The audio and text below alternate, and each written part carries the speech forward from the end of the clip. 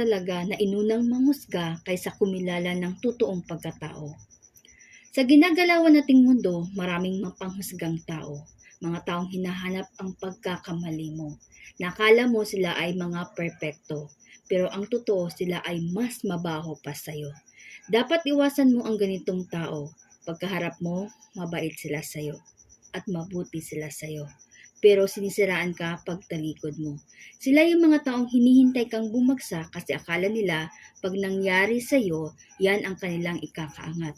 Mga taong kukunin simpatya ng iba para magmukha kang kontrabida at sila ang bida.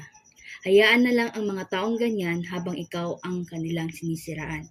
Hindi nila mamamalayan pagkatao nila ang nadungisan. No one is perfect. Not me, not you, not them. If you want to live a peaceful life, accept yourself for who you are and respect others. That's it. Yeah.